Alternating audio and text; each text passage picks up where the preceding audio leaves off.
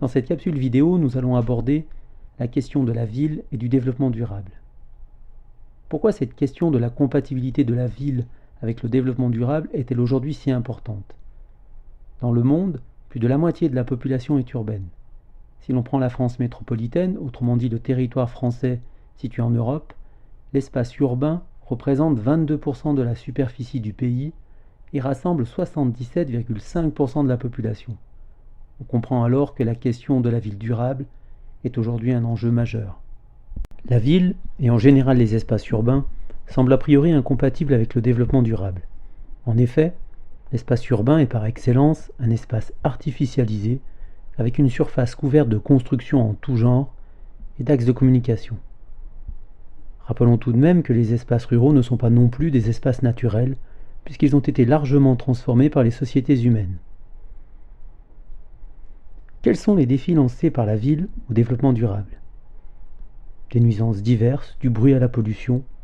Ces nuisances ont des conséquences sur la qualité de vie, la santé, l'environnement. Elles aggravent les risques naturels. L'imperméabilisation des sols multiplie les risques d'inondation. Elle renforce les inégalités socio-spatiales. Cela signifie que l'espace est découpé en fonction de la richesse. La ville consomme de plus en plus d'espace.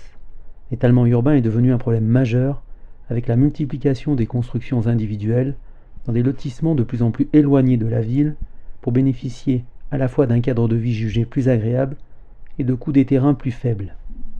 Avec la croissance spatiale des villes, on parle aujourd'hui davantage d'aires urbaines que de villes. Mais que trouve-t-on dans une aire urbaine? Elles sont tout d'abord composées d'une ville-centre et d'une banlieue qui forment un pôle urbain. Tout autour de ce pôle urbain se déploie une couronne périurbaine. C'est dans cette couronne périurbaine que se produit le phénomène d'étalement urbain. Pour illustrer les problèmes que nous avons vus auparavant, je vous propose de regarder une vidéo sur l'aire urbaine de Grenoble.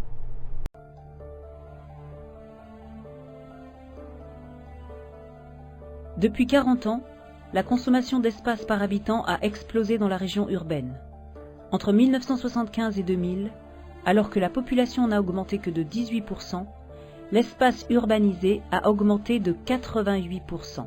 Ce phénomène d'étalement urbain est lié à la multiplication des habitations individuelles dans des communes rurales éloignées des villes. Les terrains les plus faciles à urbaniser ont été utilisés et les espaces que l'on veut maintenant occuper sont précieux pour l'agriculture, fragiles, éloignés des réseaux publics et des services. À ce rythme, tous les espaces naturels et agricoles seront urbanisés dans moins d'un siècle.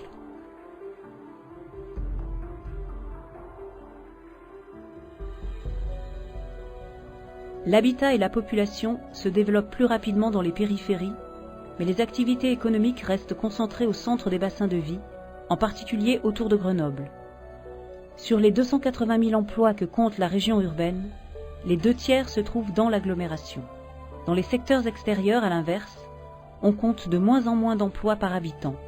Ce phénomène conjoint d'éclatement de l'habitat et de concentration des emplois génère les déséquilibres de ce que l'on appelle la périurbanisation.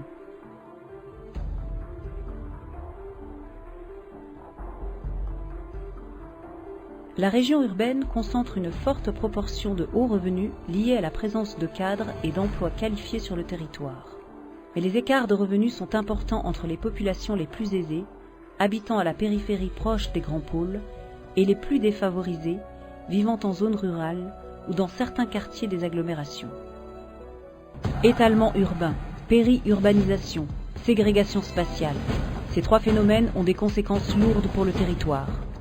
Allongement des distances, augmentation des bouchons, aggravation des pollutions, disparition des espaces naturels et agricoles, accroissement des dépendances et des inégalités entre territoires. Face à ces constats, impossible d'attendre que tout se règle tout seul, impossible de continuer comme avant.